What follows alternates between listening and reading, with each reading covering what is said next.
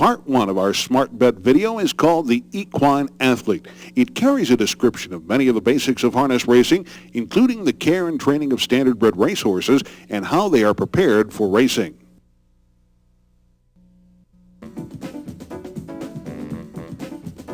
In the old days, they were most often pool cues cut down and tied to the bridle and saddle. Today, they're usually made of aluminum or other lightweight metal.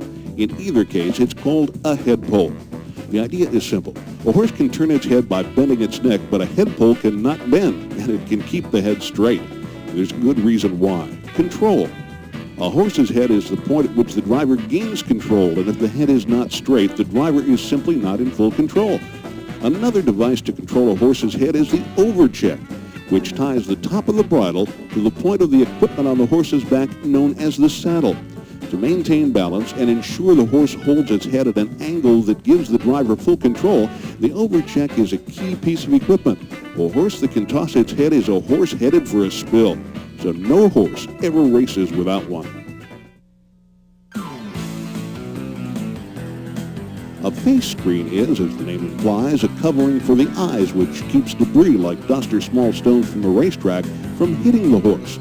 Many horses are bothered by flying debris, and a screen like this helps the horse overcome the fear of such things.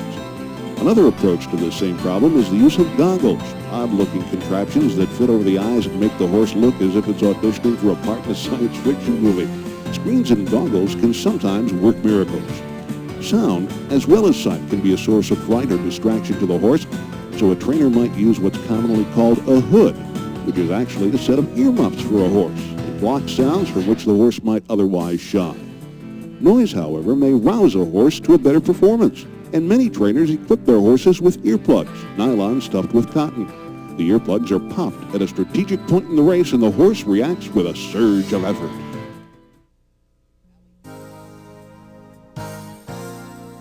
Training a trotter or pacer is much like training any other athlete. Proper equipment, proper diet, proper health care, and plenty of exercise. The morning at any track or training center is the busiest time of the day. Every horse on the grounds has the opportunity to jog or work out, the idea being to build both speed and stamina. At the same time, the trainer carefully inspects each horse as it moves along with an idea of how changes in equipment might improve performance.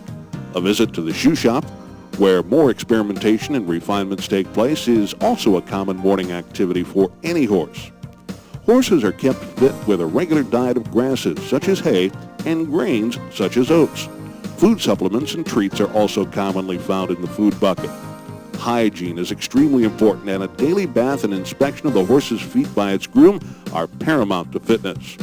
2, the veterinarian makes regular visits to ensure the horse's health, as well as diagnose and prescribe for each individual as needed, with an eye on preventive medicine.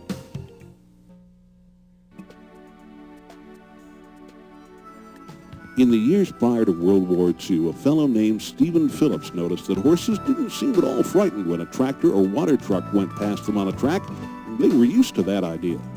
Phillips also knew as a starting judge that the public and horsemen both hated the system of walk-up starts that caused many delays and restarts. His brainstorm combined both thoughts. Phillips' ticket to the Hall of Fame was the mobile starting gate.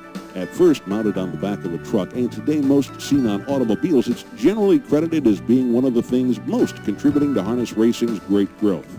Starts were now predictable, without delay, and fair, something everyone likes. One of the first lessons taught to a young horse is how to get behind the gate for the start. They amble along behind it, usually in the company of other horses, and soon learn it's nothing they need fear. Horses refusing to come to the gate may be ruled unready for competition and must race qualifying races until they show they can handle the start, but such horses are very, very rare.